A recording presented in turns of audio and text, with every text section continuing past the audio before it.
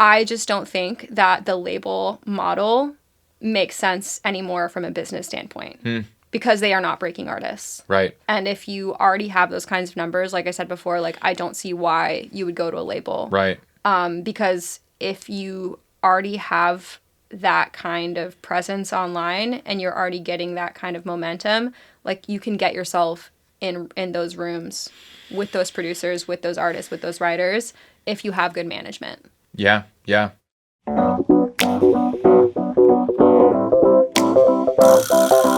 What's going on? Welcome to the New Music Business. I'm your host, Ari Herstand, author of How to Make It in the New Music Business, the book, 3rd edition, all formats, audiobook, ebook, hardcover. It's out now. Check it out.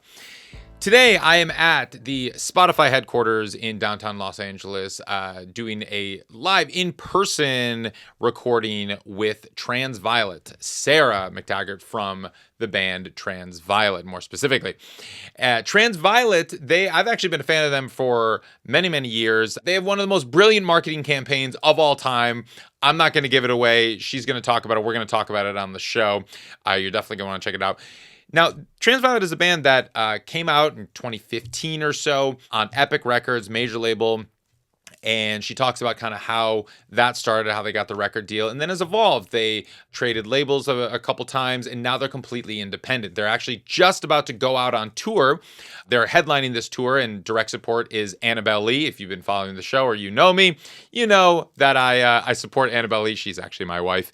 And so go out to the show, go check out these dates, see Transviolet, see Annabelle Lee. They're going all over the U.S. and check out these shows. If they're coming to you, buy a ticket. You're not going to be disappointed. Both Transviolet and Annabelle Lee are incredible performers, incredible artists. Today we talk about Transviolet. They have a new album called Softcore. Brilliant record. I love listening to this album. We talk a lot about this record, what it was like for her to create an album like this that's so different from her last albums. And Transviolet, as also, they have played late shows, they've played Colbert, they played James Corden, they've have a bunch of syncs. Their song, they did the Pretty Little Liars theme song. They've played huge festivals like Governor's Ball and South by Southwest and Firefly.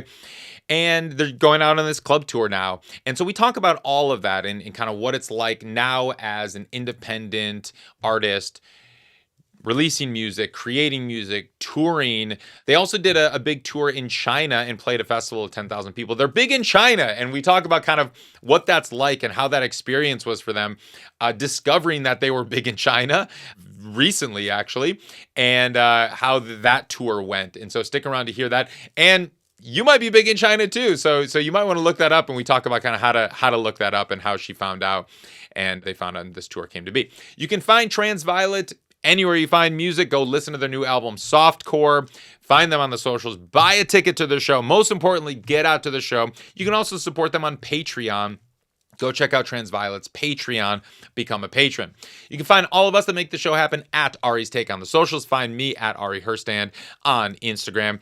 Right now, if you wouldn't mind just pausing this episode, give us a 5-star review on Spotify and on Apple Podcasts. However you're listening to this right now, give us that 5-star review. It really helps. Hit the follow button. Hit the subscribe. If you want us to populate your feed, hit that follow, hit the subscribe button. But most importantly, visit aristake.com and get on the email list. That's the best way to stay in touch with us. aristake.com. Sign up for that email list. We'll let you know about new episodes, and we let you know all the happenings in the new music business. All right, let's kick into the show. Sarah, welcome to the show. Thanks for having me. Of course. So Transviolet is about to head out on another incredible tour, big tour. You're like a week away. What is like tour prep a week out feel like for you? Where are you at right now, kind of emotionally, logistically? What is this motion? Now you've done this so many times at various stages, various scales, as support, as headliner. Like, this is a headlining tour for you. What is that experience for you leading up to this? This week, the theme is surrender. All right. Because, yeah, I mean, a lot of the details have been taken care of at this point. I mean, our crew is hired, the merch is ordered. Great. The rehearsals have started. We have a few more rehearsals before we, set sail. But yeah, now I just have to have faith that everything I've planned is going to go as planned, and that if it doesn't, we'll find creative ways to make it work anyways, because that's always what happens on tour. Yeah, of course. And how are you traveling for this one? We actually travel in, this is a funny answer. We travel in a Cruise America RV. We actually figured out, because we used to use like 15 passenger vans, which are very uncomfortable. Yeah. And then we upgraded to Sprinters, which are also very uncomfortable. But they have beds, right? Sometimes, or some of them. Sometimes they do. They're like really expensive when they have beds, but they do have way more storage, which is like why people get Sprinters, and you can like stand up in them. Right. But we found out that you can get an RV for like pretty much the same price. So you just rent this as a Sprinter? Oh my gosh. We rent it, and there's a fridge, and there's like 3 beds. And there's a microwave, and there's like a bunch of storage space. And so like once we figured that out, we're like, dude, this is like a hack. Like, incredible. It's so much cheaper than like Bandigo or any of those like other ones. Yeah. And like, yeah, so we just, and Cruise America. This is like a sponsored ad. I know, right? They have like so many locations along the road that if it breaks down or something, you can just take it into them. Incredible. So it's like, it's kind of a really nice little like indie band. Yeah, and you just probably leave out that you're a touring band with this. I'm not sure that they care. Oh, all right. I mean, we don't like advertise it, but like people take them out to like Burning Man and shit. So and they probably like fucking wreck them. So I think they kind of just like they have enough. It's insurance stuff that they just like know. Yeah, we just get the insurance. But I mean, we're very respectful. So yeah. Cruise America, if you want to sponsor us. Sure. Let's hook it up. Cool. I love it. Cool. So, and this is, of course, promoting your new album, Softcore, which is fantastic. I find that this is like, arguably, and maybe this is just my take on it, maybe your most like vulnerable, open, like intimate, very brave record. Like, thank you. Yeah, it's great, and it was cool to hear like you explore some of these themes that I don't feel like you've done much in the past, and it hasn't like really gone as deep, let alone. Yeah. What was the process like recording and writing this record, and how did it differ from your previous releases? Yeah, this one was like a really challenging one to not to record, because literally I feel like most of the songs on this album came so easily, but I think emotionally it's been like the hardest one to grapple with, because it is me, and these are stories about my trauma and my life and people I love, and that's been what's really hard. It's just kind of like brought a lot of stuff up to the surface in a really beautiful way, but in a way where you're just like, okay, wow, like I'm really like facing this thing, and there's kind of no hiding behind metaphor or like characters. Like I'm just telling it like it is. Yeah. And it was one thing to record it, and it's been a whole other thing to release them and then have people like ask me about it, or like just want to know more about the songs. I'm like, oh yeah, now I have to like tell people what the song is about, like obviously.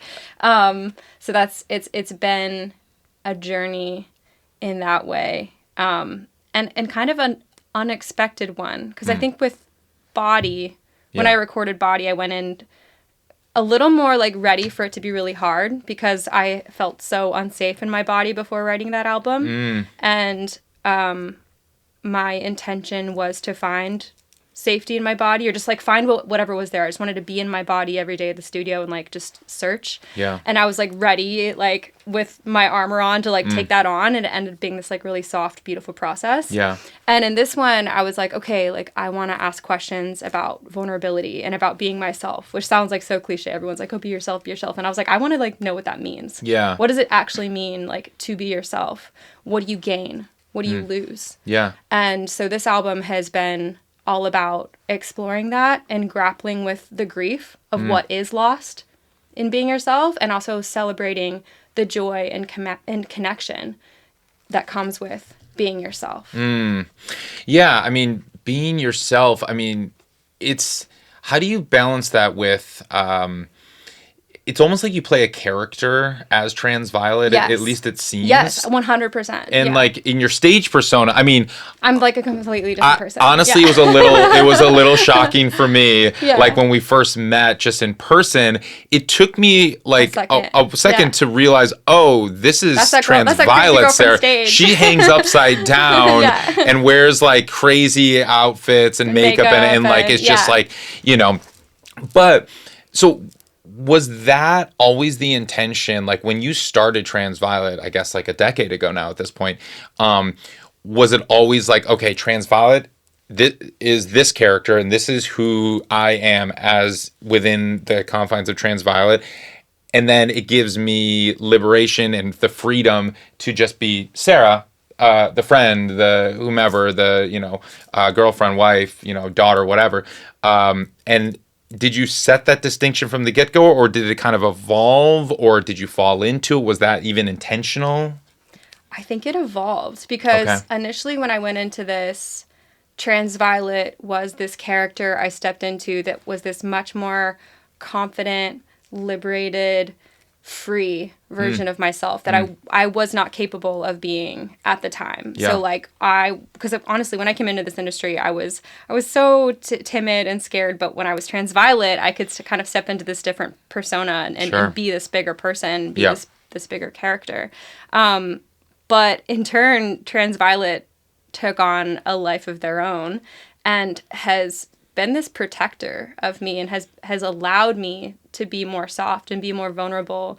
Because the funny thing about like stepping into a persona like that, where you're more liberated and more free, the more I stepped into it, the more I was able to really embody that. To where it's like the lines between where Transviolet end and where Sarah begins started becoming blurred, where now I'm like, yeah, I can kind of flip between the two on the stage. Yeah. Or yes, I'm still Transviolet, but I can flip into just being completely myself and still being free and liberated and confident and all these things. Yeah. And Transviolet now comes with me into my daily life. Sometimes I'll have to like, you know, bring her into situations where I'm like, all right, I gotta be Transviolet on this phone call because Sarah's not gonna be able to cut it right now. or you know, sometimes I'm being Transviolet where I'm like, oh, I'm talking to a fan. Like maybe I should kind of let Sarah take over because she's gonna be able to like relate a little bit more here. Was that always, I mean, I'm assuming that wasn't as natural early on. I mean, did you try to stay in the Transviolet persona or role when you were at shows, when you're talking to fans, when you're doing interviews? I mean, was that has that evolved now to be able to blend and switch back and forth and just kind of feel more natural? I think my goal was always to be like real and authentic, but I think it just like that was something I couldn't even really access in the beginning because I was so scared. I would just like dissociate and like that's not being real. Like just if I'm standing in front of you and I'm just like not there, like that's not real. Right. So I did have to take on this bigger character to be able to like stay in my body and be with those people. But as I've grown and evolved as an artist and as I've, you know, had more evidence that I can be myself and I can be comfortable and I can be vulnerable and I can open up and my role doesn't collapse. I don't cave in. That's allowed me to then step into my softness more. And that's kind of what this whole album has been about. Yeah. Is like stepping into that softness and moving through the world and testing the limits of that. Like how vulnerable can I be before I'm destroyed, I guess, like before it becomes like completely devastating.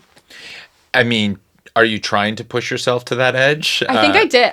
I unfortunately you did push yourself to that edge. I pushed myself to that edge, and I got burnt in like a really crazy way. And during this process, where I was just kind of like, whoa, and it's taken me like a full like, like almost a year to kind of just like recover from that. Of like, whoa, that was like maybe like too much, and like we need a little bit of boundaries, and facade, and I think what I've learned from this album is like you can be extremely soft and you can be extremely vulnerable, but you need to be picky about who you are that person with. You can't be that way with everybody, unfortunately, because there are a lot of predators out there. Of course. And when you were, I mean, how much of those guardrails were you putting up during the writing or recording process, or were you just trying to be as open? Like none. And that was a mistake I made. Okay. Yeah. Well, why? So I'm curious why you call it a mistake, just because of what it did to you, like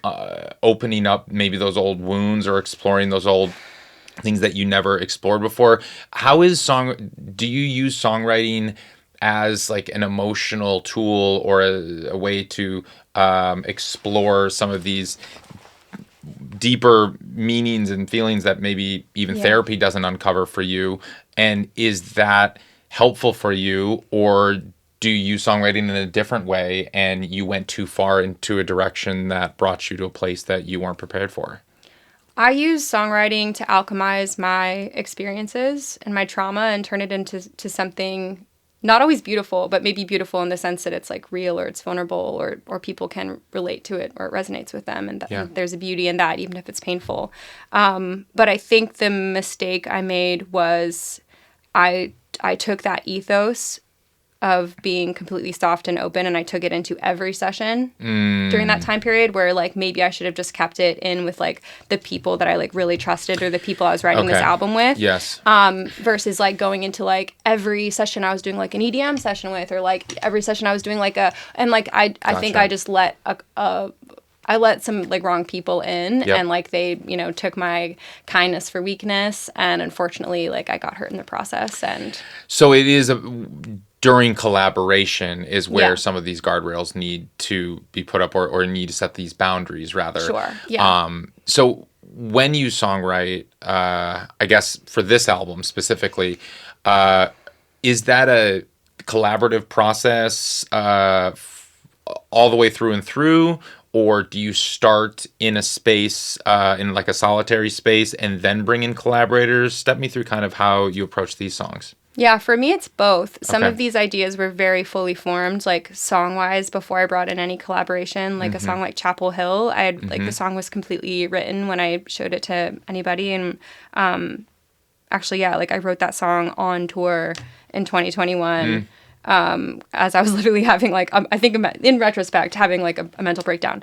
But like, that song was the catalyst, or this kind of crack that like broke me open in this really amazing way and allowed me to be more vulnerable and soft for the rest of the album.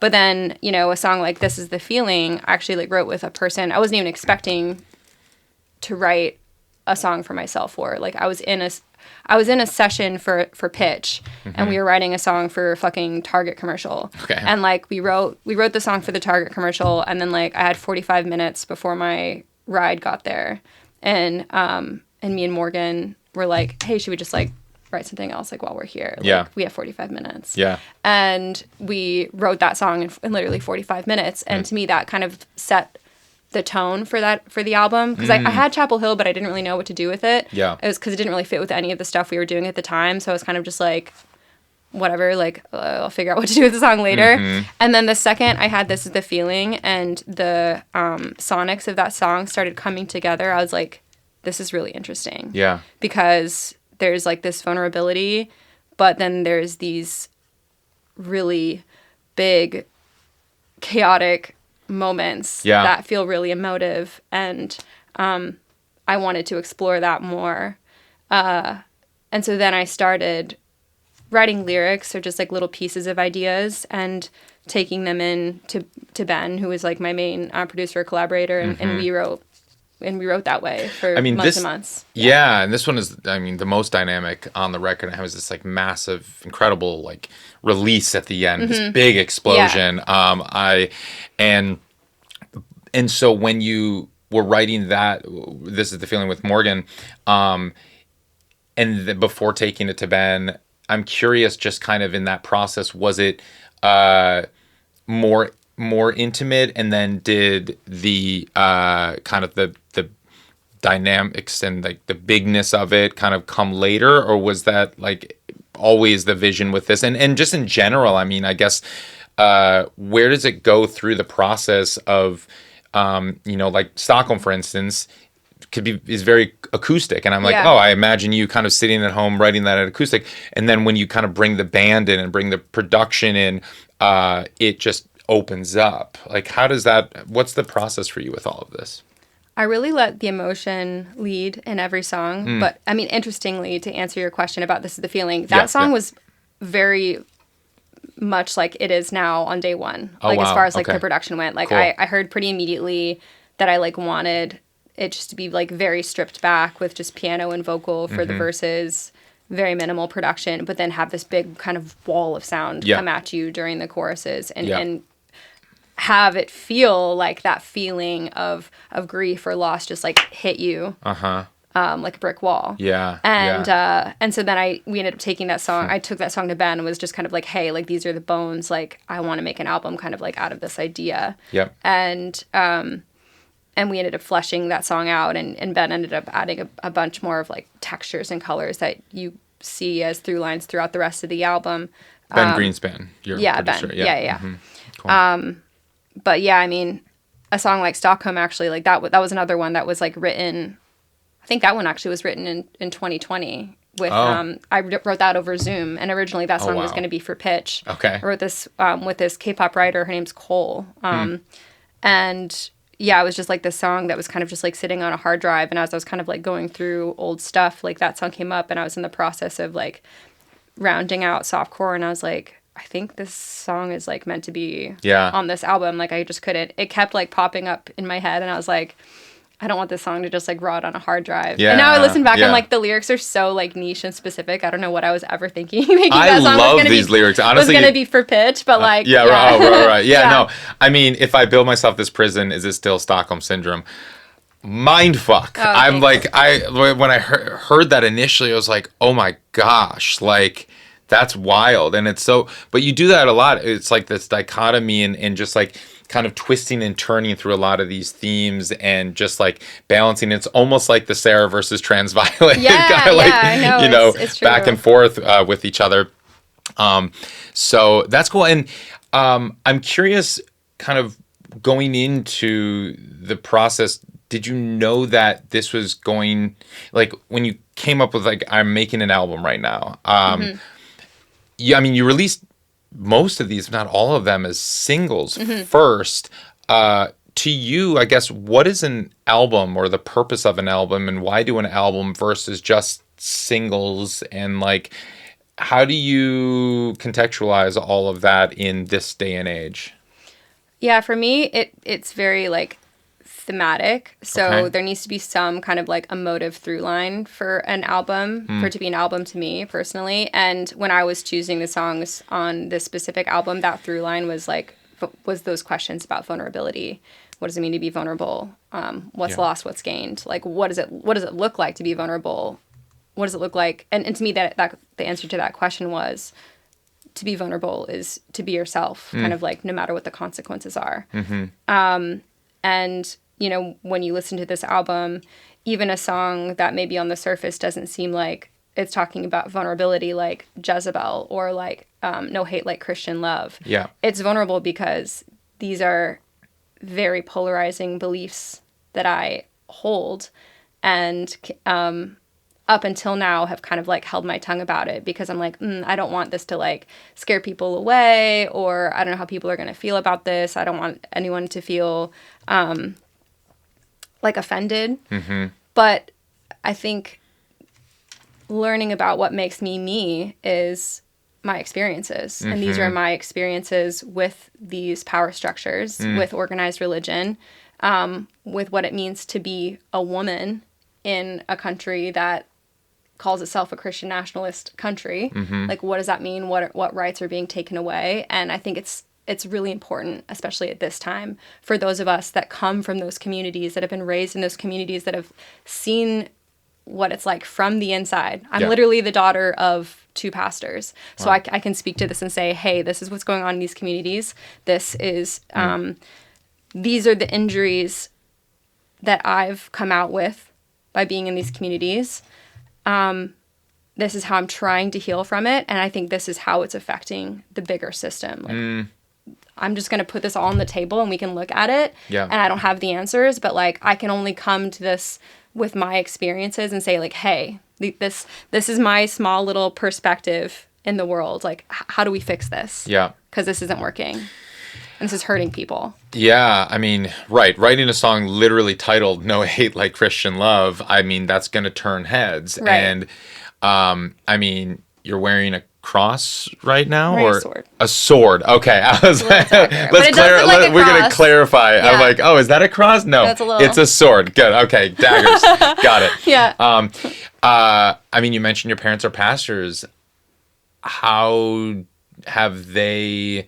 How have you approached them with your music, your project, your band, and the song specifically? It's been a windy, bumpy road. I bet. Yeah. Where do I start here? Our relationship is a challenging one, but it's one we're beginning to reconcile and kind of figure out like where we still hold common ground. Mm-hmm. But there was a period of time where we just weren't speaking for nearly 2 years. Wow. So like, and that I think was the kind of distance I had to take to like really figure out like, okay, what do I need to actually heal here? And for me, it was just like, I need to just not like worry about anyone else right now. Like I have some deep wounds that like need attention. Yeah. And that's going to require me to just like kind of remove myself from this environment. And it was a really difficult decision because even if you have the most abusive parents, and, you know, I'm not going to say my parents are abusive. My parents have the best of intentions. But even in like the most extreme cases of not good relationships, it's hard. It's hard to separate yourself from your family. Yeah. And in my case, you know, it was extremely hard to just like not be with my family on holidays, or you're speaking with friends and people are asking, oh, you know, what are you doing for Christmas, or where are you going for Thanksgiving? And I'm like, I'm gonna hang with friends, you know, and they're like, why? And you're like, okay, well, that's a whole rabbit hole. I don't know if you're ready to go down. Yeah. So it's been a journey for sure. Yeah. And I mean, you've had a partner throughout. I mean, it was open in the press release, and I'm curious how like open you've been about, I mean, a long-term relationship. Yeah. And it was interesting to me kind of reading the story behind All My Love. And because the song, you went so far back to, I mean, for a few of these songs, and just like having this consistent partner throughout this whole journey, from beginning to where you are now, but also then going so far back emotionally and just like retrospectively to write that song and some of these other ones that explored all of that. Like, what inspired you to want to go back so far and so deep to explore some of that? Yeah, I mean, I'm just so grateful for Chris. He's been such a supportive partner throughout this entire journey in so many ways. I think a lot of these albums literally wouldn't exist without him, because I would have quit. Like, he's been that person when everything was up against me, or me, like, I'm like in a corner sobbing, being like, fuck this, like, I'm out. He's like, you can't quit. Like, you're too good, like, you cannot quit. Yeah. And he's always been that voice.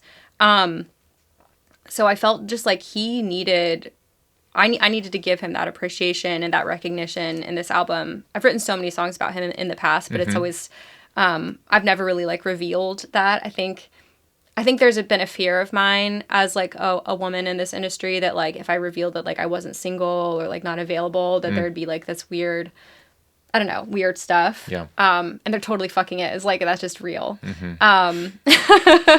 But yeah, like I really wanted to give him that appreciation in this album of like, wow, yeah, like you literally have been there before the record deals, like before the big tours and the success and all these things, and you've stuck with me, and like, holy shit, we've come such a long way.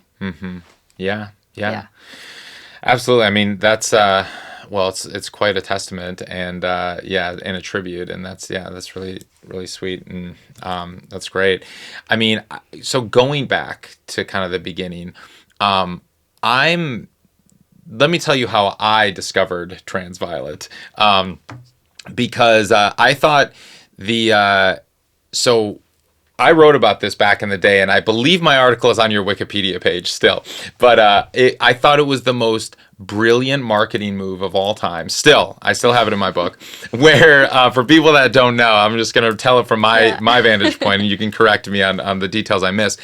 But kids all over the country received unmarked manila envelopes, and inside there was just this cassette tape that said "Just press play," and that was it.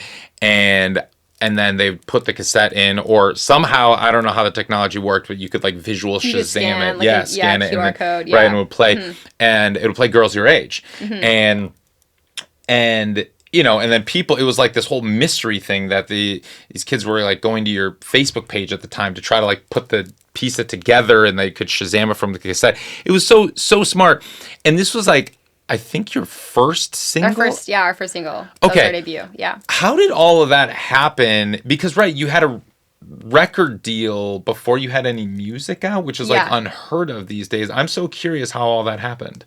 We did have music out, but we were under another name. So we were Noise Floor when we were signed. But so we were like a super indie band. Yeah. I mean, we literally just had like stuff up on like Reverb Nation. I don't know if you remember that. Throwback, yep. Yeah, I'm like really aging myself. But like, yeah, that is what got us signed, essentially, was the music we had up on Reverb Nation. No shit.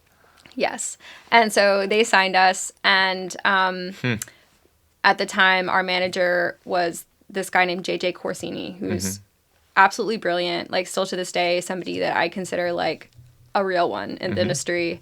But that idea about the cassettes was the brainchild of him and us, like kind of thinking like, how can we infiltrate this digital landscape of just like all this white noise? Yep. And our idea was like, we need to physically get to people. Yeah. Like physically show up on their doorstep somehow. Yeah. And yeah, this idea of like, okay, it's like kind of scary. I think it's kind of the plot of Saw a little bit. Yeah, totally is, right. But it like totally worked because people were freaked out, or like when they did hear it, they were like, oh, this is interesting. This is actually good. Yeah. And then everybody that got one was trying to figure out what it was. So they were posting on the internet about it, which kind of gained the hype that we were wanting to get with like it wasn't a very expensive, I think all in all it was like $2,000. Oh my gosh. To like buy the cassettes and mail them out and everything.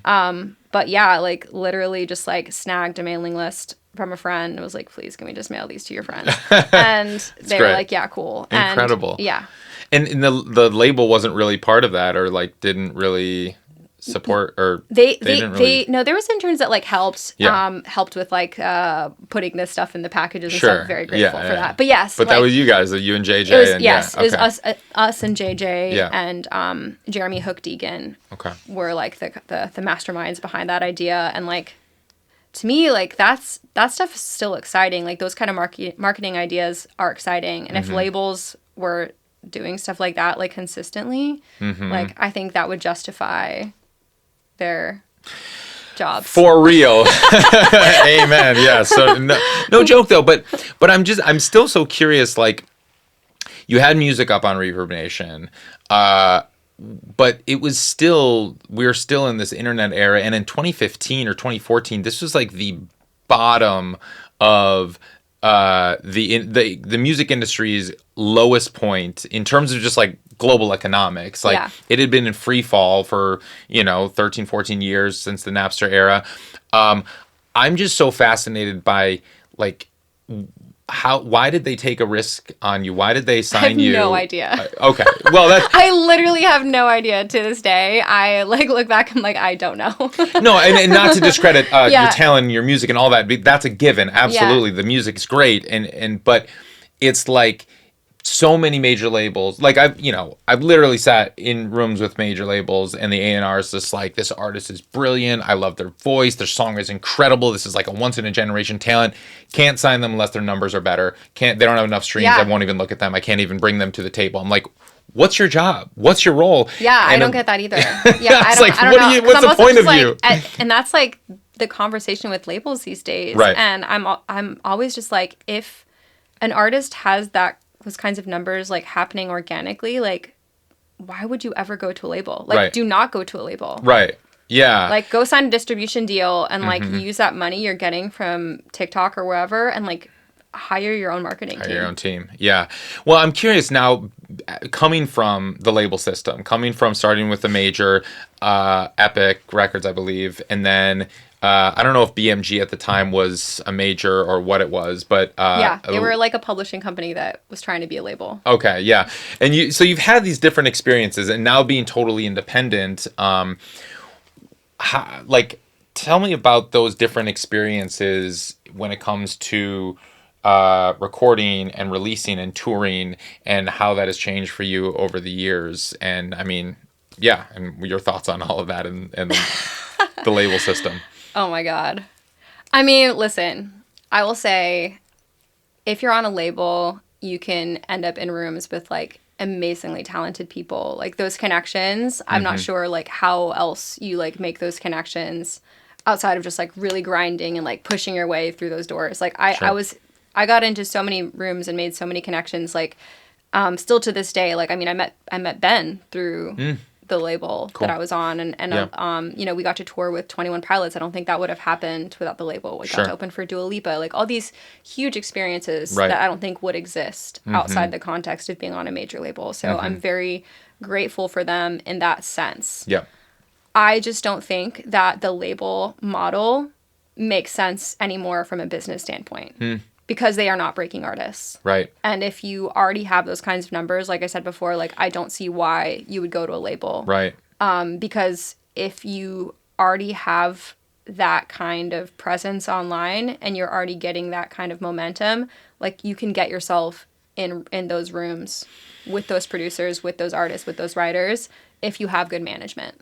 Yeah. Yeah. So like I'd say just like don't like I don't know. That's my opinion anyways. For sure. And so, I mean, it's comes down to the power of the manager, I guess. And now, like, now that we're redefining what a team or the team looks like, and you came up in this interesting time where it was on a macro level, like a low point for the industry, but artists were starting to take back the power and control and reimagining what a team looks like, and whether it's just friends helping you put things together, make videos or whatever, versus like the traditional team of a manager and a booking agent and a label and publisher and all that stuff.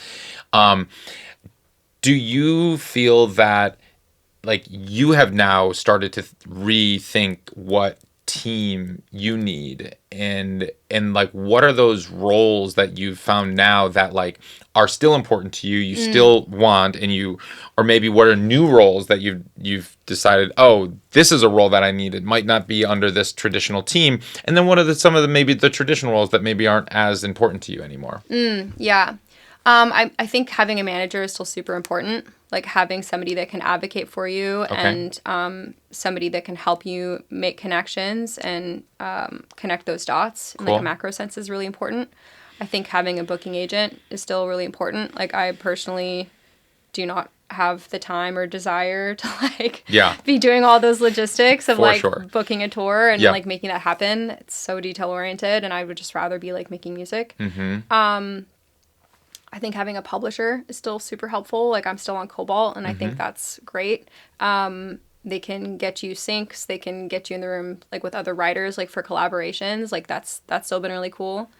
And then I think having, and this is a piece we're kind of exploring right now. So like maybe talk to me in like 6 months. Sure. I'll let you know how it's going. Yeah. But like we've hired a new team to help us on like the digital marketing front of things. Okay. That they're doing things in kind of a new way that I think is really interesting. And when you say digital marketing, are you talking about helping you create like TikTok videos or run ads for you, or what is digital? What are some of the things that they're doing? So they're helping conceptualize content, and then they're also kind of like seeking out micro influencers to get your sounds like trending, so that hopefully like bigger influencers then like pick up your sound. Sure. Yeah. That's like it's the first kind of model where I'm like that could make sense. Yeah. Like that could actually work because I've seen the other routes where you like try to hire like big influencers to do trends and stuff, and for me it's like you're really rolling the dice if something is going to catch, and like Yeah. the amount of money you're spending like kind of doesn't make sense to Right. make that kind of gamble, at least as an indie artist. Maybe if you're a major, like you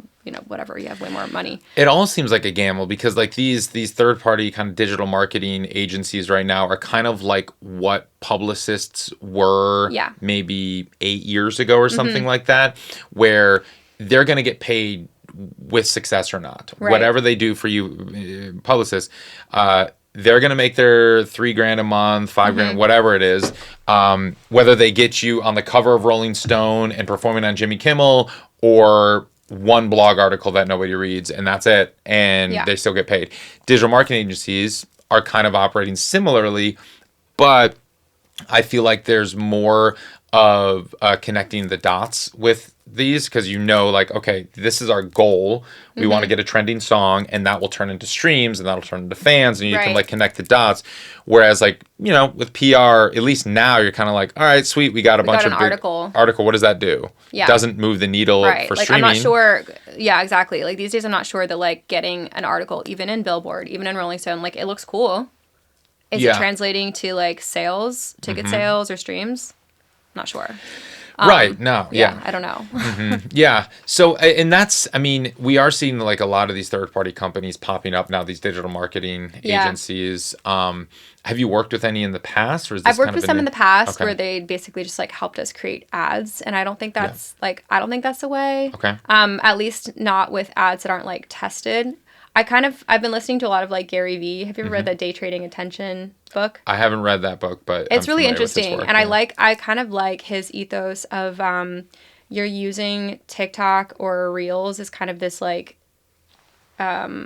you're using it to experiment and kind of like see what things do well organically, and then if something does do well, then you can like put ad spend behind it. For sure. And like I think that's, or even just like if you're just testing like little bits of a song, like see what songs are doing more well, so that you like, okay, this song actually is doing way better than I thought, so like maybe I'll make a music video for this song. Yeah. I think like the old way of like putting all your eggs in one basket and being like, okay, like before the song's even out, I'm gonna make a $10,000 music video. I'm gonna make all this, all these teasers and all these things, and I'm gonna put all this like ad money into like forcing this song to go. Yeah. I don't think that's the way anymore. I think you should like make content that's like way cheaper to make, even if it is just you like standing in front of the camera with like a cool, you know, maybe just like pretty like nature in the background or something, and just kind of see how people are reacting to that little clip and try a bunch of different little clips. And then if one is performing better, then be like, okay, that like performed way better. Like maybe I should like, let's make more content around that and see what happens. Yeah. And then using it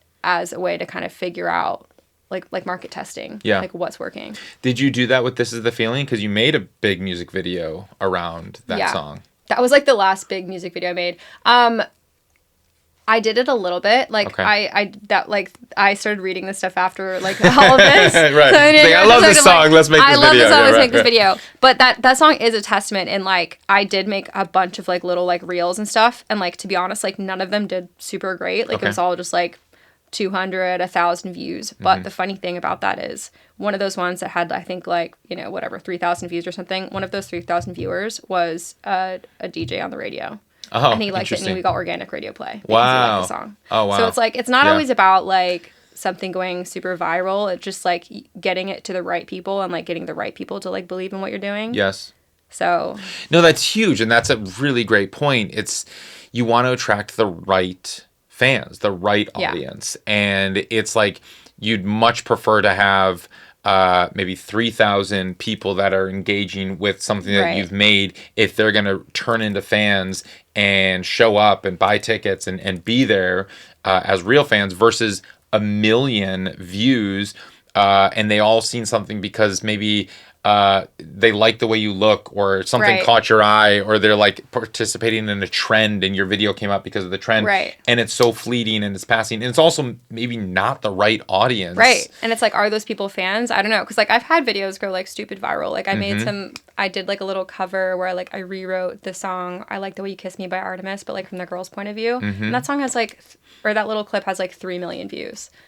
Have any of those people come to my shows? Like, I don't know. Right. Did that But like convert it was into fun. It was like a fun little thing I did. But like I'm not sure that it converted in any way to anything that made any difference in my life. Yeah, no, for real. But it's like to be real, right? No, of course. But it's like what it's reevaluating. You know, what is the reason and the goal in all of this and what you're doing, and you know, it's like when it comes to social media, there's the pressures of the social media companies, of the industry, for higher numbers, bigger metrics, you know, these numbers, and we're like obsessed with numbers as an industry, but they only tell a tiny bit of the story, and because we don't have transparency behind who these people are. We can't really connect with them. We don't know who they are, where they're coming from.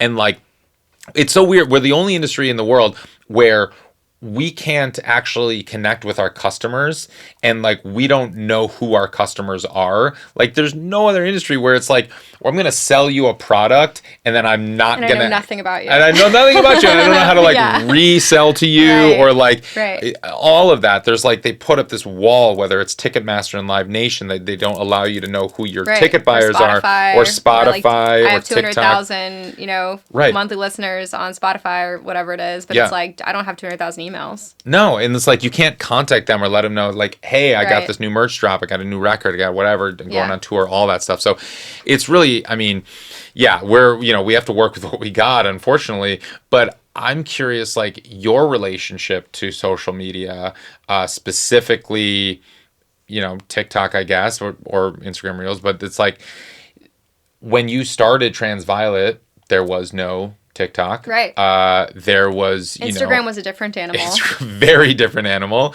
And like, as a millennial, now kind of, you know... Trying. All of a sudden they're like, and now you get to be a content creator. Right. And it's like, cool. It's not like you didn't grow up natively with a lot of this stuff. So like, how is that for you, and what is your relationship? Yeah, okay. I'm like not a fan. I mean, I'm trying to like reframe it in my mind, to just like view it as another medium. Okay. Of just like, okay, how can I take my art and make something that still feels like authentic and good? But like, yeah, to be honest, a lot of it is just like kind of like on the fly, and I'm not putting a lot of effort into actually making the videos, because I'm just like, I don't know what is going to take, and like the stuff that does take, I'm like, I kind of don't understand why. Yeah. So I'm just like, I think the game is like, you keep making content. You don't spend too much time making content. Okay. Just put a bunch of stuff up. Yeah. Obviously, make sure that it still like feels good to you. Right. But like, but I don't get down when something gets like 200 views or like 300 views or something. I'm just like, that's cool. Like, shoot another shot. It's one out of whatever, you know, 1,000 videos I'm gonna make this month. Like, just make another video. Yeah, just not being too precious about all of that, which is a completely different mindset, because when you're making a song, you're so precious, and you're going to be very deliberate and intentional about putting that out, and then it is a part of you that then you release into the world, and it's so representative of everything. And so that's how we're, you know, trained. You're trained as an artist to think that way and operate that way, but TikTok is so counterintuitive. It's the opposite. Totally. It's just like, just get it out, and like, you never know what's going to resonate or capture all of that. And the thing that kind of disturbs me too is like the things that I've seen go, I'm like not like super, I don't know, I'm not like super stoked on like the reason why they go. Like, I feel like, especially TikTok, it pushes stuff that is engaging, but like the stuff that's most engaging is like controversial. So like, if there's people like arguing in your comment section, right, like that will go viral. Yeah. Like just by nature. And I'm just like, what kind of content are we incentivizing people to make? Like, it's just like breeding for polarity in a way that I'm like, this is like not the reason why I got into this. And I've had some stuff go, like, not I wasn't even trying to be controversial. Like, the other day I was just making a bunch of stuff for our song All My Love. And like, one of the things I made was like kind of a joke, but I was just kind of like, I think the caption was something like, you know, millennials like white knuckling as we live through our, you know, 207th historical event, while Gen Z shits on everything that we like, or something. Right. Yeah, call us cringe. Yeah, I remember. I saw something that. like that. And it like went like kind of viral. Like, it had like 70,000 views, and it was literally just because like people took it seriously. And then there was like millennials and like Gen Z fighting in the comments, and I was literally like, this is a joke. Yeah, like, right. I don't have any beef with Gen Z or millennials. Like, I don't care. Yeah. And this was just like, it was literally because of that book I was reading, Day Trading Attention, where he was like, find your cohorts and try to call out your cohorts in the hook. And I was like, okay, cool. Like, I feel like both millennials and Gen Z are like my people. Like, let's call both of them in the comments. I'll make this funny joke. And then people were taking it so seriously in the comment section. And I was like, okay, cool. This like worked. And I did see like a big uptick in streams. Okay. So it translated, so at least it did that translate. one. Yeah, like literally it went from like the song getting like 2,000 streams a day to getting like 15,000 streams a day. Oh, that's huge. So I was like, that is a big jump. That's a big jump. Okay. So I was like... And you had the song playing in the video? Yeah, the song, the little clip of the song is playing. Right, great. Do I know if it's because of that specific TikTok video? I'm not sure. It does line up. Yeah. But I'm like, who knows? If it's that or if it's the editorial playlist or whatever. But like, yeah, I'm like, okay, cool. This like worked, but is this like fostering the kind of culture environment I want to foster? And it's so tough. Yeah, it's because that is how you're rewarded. Is you create controversy and the algorithm rewards it. Yeah. So then it's training you to create more controversy. To be controversial. Yeah. And it's like, right, at least you're like taking a beat to acknowledge it. And like, do I want this? Like, do I want this? Yeah. Mm-hmm. It's like, what is the ultimate goal? And it's like, on one hand, you could be like, well, this is a means to an end. They might buy a ticket and show up to a show and like whatever. But is this the world that I want to help create? On like a macro view. Like, is this this the world I want to be a part of creating? Mm-hmm. Like, and creating this kind of divide, creating this kind of polarity. Like, I'm not sure. I mean, is there a way to opt out? I mean, like, are there alternatives? I mean, you're on Patreon. That's the thing. And like, that's what's crazy is like, we literally have, I think like 40 subscribers on like paid subscribers on Patreon. And we make about as much on Patreon as we do at Spotify. Isn't that wild? Which is insane. That's the state of the industry right now, which is pretty nuts. But like, it's pretty comparable. Yeah. So, I mean, and then it makes you think like, all right, well, do you then focus more on those 40 people to turn it into 60, to turn it into 100? And it's like, wow, now they're outperforming what you're making on streams, even with 300,000 monthly listeners or whatever. But then you're like, you're probably not playing festivals. Like, you're not like doing because these those big are the things metrics, because those are the metrics. Like, nobody's booking a festival because they're like, oh, you have 50 or like 100 subscribers on Patreon. Right. They're looking at like, do you have 1 million monthly listeners on Spotify? Yeah. So it's like, like, what do you give up? And like, and then there's a whole other conversation of like, well, are you even actually making money at that festival? Are you even actually making money on tour? Like, why are we even doing this in the first place? Okay, yeah, cool. Like, we all like making music and it's all about passion and sharing experiences and storytelling and cool, that's all great. I have to pay my rent. Yeah. You know, at least in Ireland, they give artists like a livable, just a like basic income. Wage. It literally is just like it's exactly that. And in Canada, they give out grants for like an album or something like that. In the States, we get a job, you hippie. Get a job, exactly. We don't support artists too much, but I mean, you've done a bit of touring internationally. Have you explored kind of, or has there been a pull towards anywhere else around the world in terms of culture, in terms of just how, I guess, the industry works there, or your peers or people you've met? We toured in China last spring. Yeah. And that was actually such a cool experience. Say more. Yeah, I mean, the promotion company reached out to us and were basically like, you guys have fans in China, like, you should come tour China. And we were kind of like, is this a scam? For because, real, like, though. I know how many, like, I know, you know, obviously we don't have any insights to China because they're a communist country and they don't have something like Spotify where you can see what your numbers are. They have they have the parallel. They have another thing and you can find it, but it's hard. NetEase and QQ and whatever, but we would have no way of knowing that. You don't know. Yeah, exactly. But like they reached out to us and like, I guess one of our songs, which is like a super deep cut, is literally a feature I did on somebody else's project, this song called Telescope by Tim Legend, where I'm the singer on the song, is like comparable to that song by Harry Styles, like As We Are, and like has around the same streams. Whoa. Over there. So it's that's like wild. Really crazy. Yeah, that's crazy. Like, and they told us that and they showed us the numbers and I was like, that's insane. And they're like, yeah, like you actually, like you have legitimate fans here. That's wild. So we went and like, yeah, we were playing these like club shows in these like packed rooms of fans. And we played a festival in front of like 10,000 people. Whoa. And like, it was so crazy. Like after the festival, got off stage to go get a beer like I would at any normal festival. Right.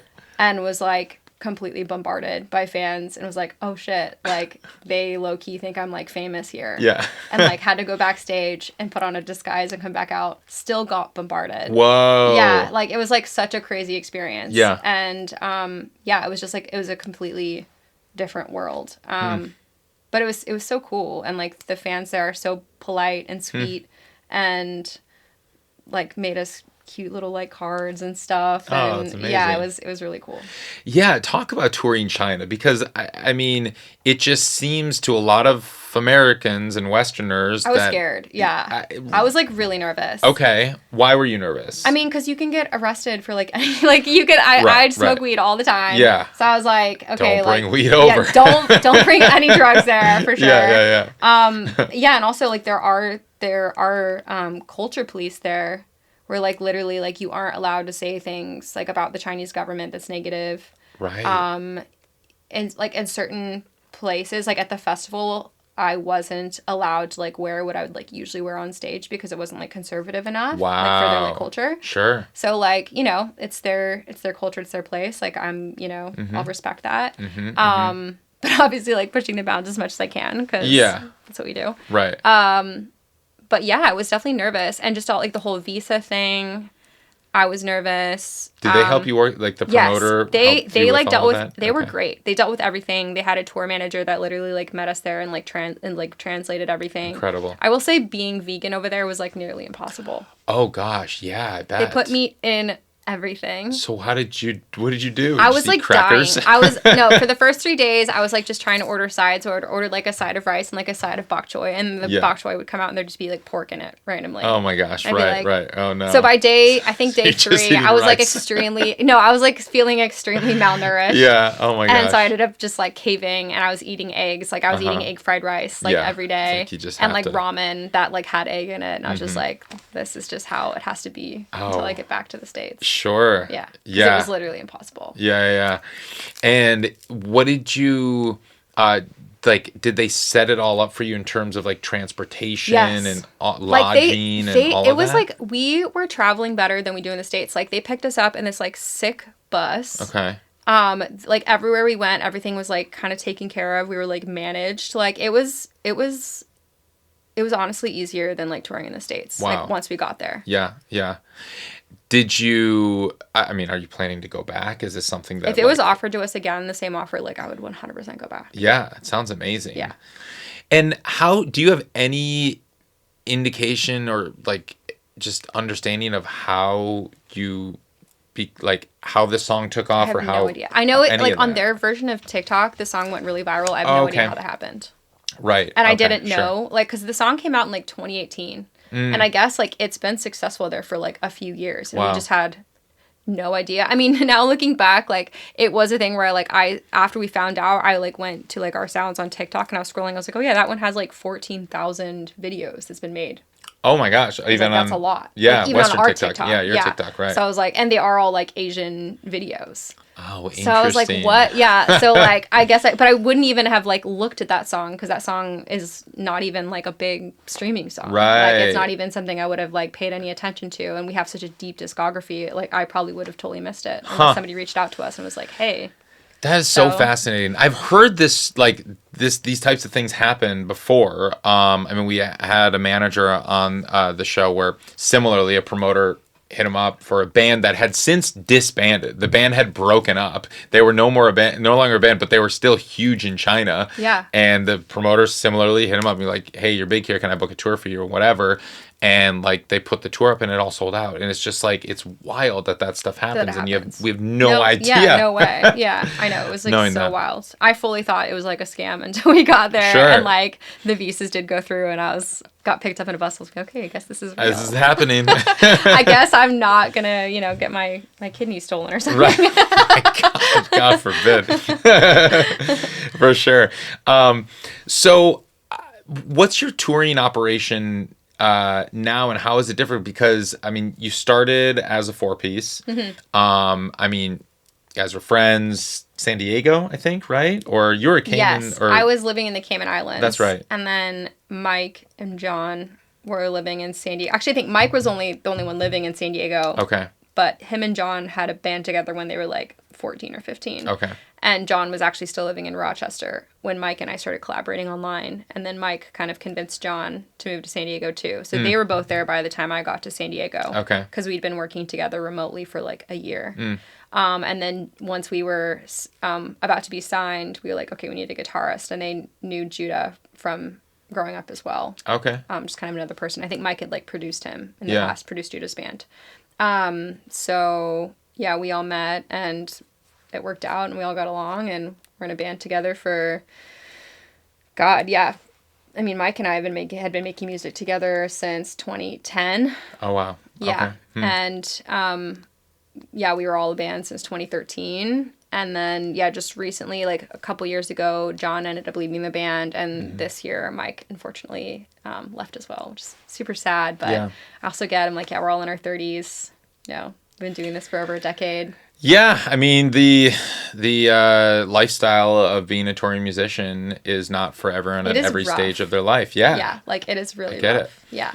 And yeah, so now touring, to answer your question, these days it's me and Judah are still the two original members, still going at it.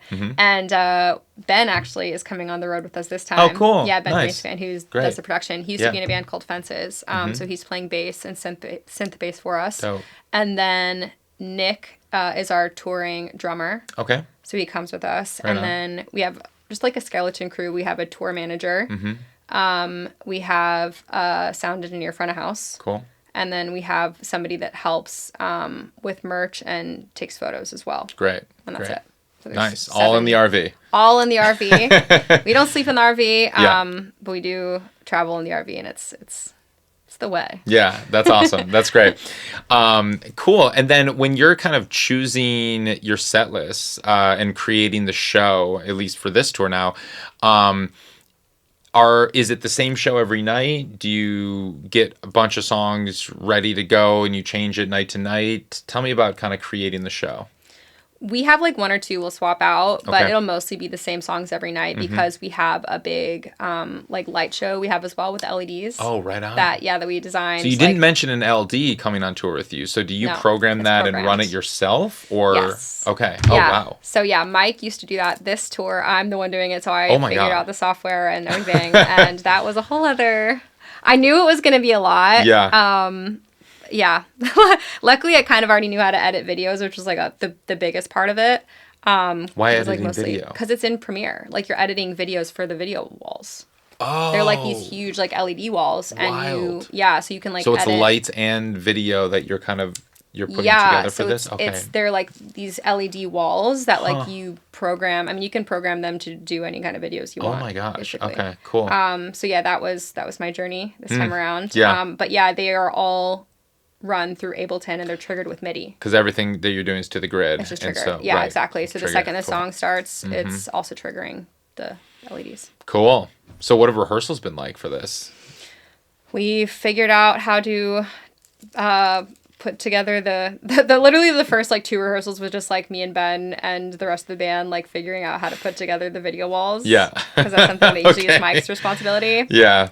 So yeah, that was like a whole Are you going to have journey. to build that at every stop? Every show. Okay. I mean, luckily it's not too crazy. Mm-hmm. It's a little bit crazy. Yeah. But yeah, so we figured out how to do that. And then, yeah, rehearsals have just been just running through the set. And I pulled the fans to kind of see if there's any that we were kind of missing. And so Yeah. they convinced us to add All My Love to the set too. Nice. So we added that one. Great. Yeah. Cool. Yeah. Oh, that's surprising that it wasn't going to be in the set initially, I considering mean, it it's was like at the time taken when we were off a planning this little bit. tour. Yeah. It wasn't even out yet, and so I had no idea how it was going to perform. That makes sense. Yeah. So, but then the second it came out, and I was like, oh, this song is like performing really well, and then like a lot of fans were like, you have to play "Oh My Love." Yeah, It was like yeah, third yeah. place. I was like, okay.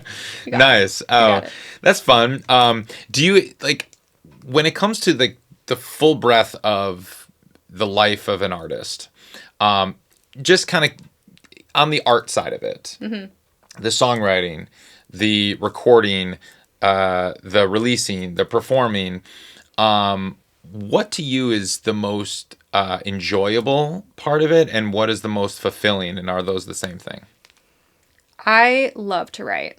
Like, I feel like I can just write every single day, and I mean, I'm a prolific writer. Like, I've written, this year I wrote Softcore, but I've also been just like writing for a bunch of other projects as well.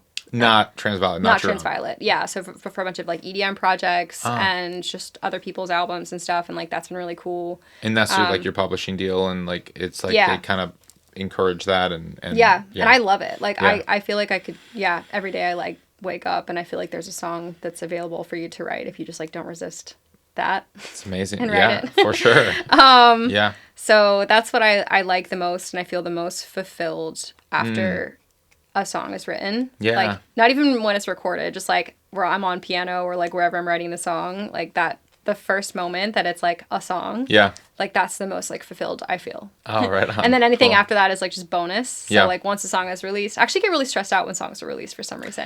And I get like depressed Yeah. when yeah. albums are released. I don't know why. Like I'm trying to work through like what that is. But I've talked to other artist friends and apparently it's not like a unique experience. No, it's very common. Yeah. It's very common. Release day is like the worst day of the year for yes. everybody. Like it's so, Yeah. I don't know why, like it hurts so much. Yeah. Yeah, like for me it's just like even, and it doesn't really matter if it goes well or doesn't go well. Like I've had release days where things are going really well and it's getting a bunch of playlists. I've had other release days where it doesn't do the thing. And you're like, oh, bummer. Kind of like either way, Still feels shitty. I feel Yeah. shitty. Yeah. Like I feel anxious. I feel like I don't know what to do with myself. Well, it's very vulnerable to release Yes. something so personal. I mean, if you were you probably don't feel that way. Well, do you feel that way, I guess, on a track that you're featured on for some other artist project that you're just singing on and it's like an Yeah, EDM not as song? much. Not as much. So maybe it's because of the personal nature of it or how Maybe. connected Yeah, you are just to it. feeling, It's like, your own exposed. project. Yeah. And then do you feel a certain way when songs that you write for other people and they release them? No. It's Yeah, I just, don't feel like anything. I mean, I Right. feel good. Like I'm like, yay, that song's out in the world. right. But it's But yeah. it's not the same. Yeah. You know? Yeah. Like some of them are like bittersweet. Like I actually have one coming out at the end of this month that feels a little bittersweet because like it's my first like big cut as like a songwriter. It's like a K-pop song that's coming out. Cool. This guy 10 who's a part of the K-pop band NCT, and it's like I'm so excited, but also I'm just like this weird bittersweet feeling because yeah. I'll go into it, but yeah, it's bittersweet. Okay. Okay. And was the writing process for that collaborative or okay? And was it Yeah. in person or was It was in person. It Okay. wasn't with the artist, but it was with Okay. me and another producer. Yeah. Gotcha. And so you wrote it. The two of you wrote it for 10, and We wrote it just like for pitch. Oh, okay. And like it ended up being pitched And it got to placed. him. Yeah, Cool. it got placed. Yeah. interesting. And I mean, the K-pop world is just a whole. It's a wild world. Yeah, I love it's- it though. I love writing K-pop. Yeah.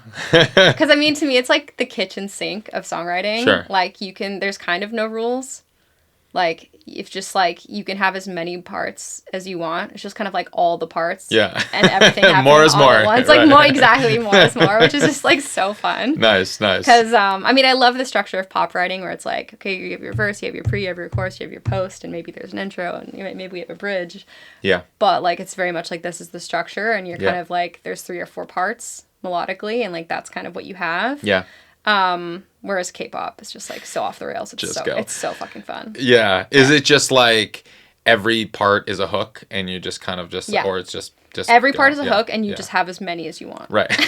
That's great. So fun. Well, I can't wait. What's the song called? It's called Sweet as Sin. Sweet as Sin. All Yeah, right, it's a by very 10. fun song. Can't wait. Yeah. All right, check it out. Nice. So what is I mean, after this tour, what is next for you? What is next for Transviolet, next for Sarah, just kind of this coming year? What's I'm gonna take up? a huge break, I think. Okay. I mean, I have a bunch of songs that I'm starting to form into an album called Big Mad is the working title. You already know the album title. Very cool. Okay. Yeah, or like that's like the working title. I just Okay. feel like the whole album is like kind of dealing with rage, like Yeah. like and all the aspects of it. It's funny because like I've it was like one song that kind of like started this idea, and as I've come in to the studio with like different producers and explained it, they always want to kind of like take it to like one note, these like really big like crazy things. I'm like no.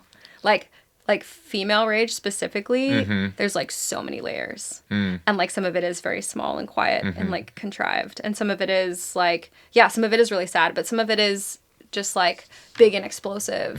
And there are all these different aspects of it. So I'm really excited to keep like exploring the nuances of that. Do you work with, I mean, when you're, you have a vision where it is so specific, like female rage, and this is like what you're exploring, do you seek out female producers or is Both. that, yeah. Yeah, I mean, I'm kind of like down for whatever. Okay. Yeah, I mean, I've been working a lot with Ben, been working a lot with my friend Dan. And like those are the two people I've been working with. But yeah, I mean, my friend Lenny and I are the she's the producer I did No Hate Like Christian Love with, and I would like love to like work with her a bit on this album as well. Cool. Yeah, right on. Sweet. And then taking a break and just exploring. Yeah, Cool. I feel like I Nice. need to take some time to like Good. be inspired and touch some grass. Nice. Yeah, for sure. Yeah. Right on.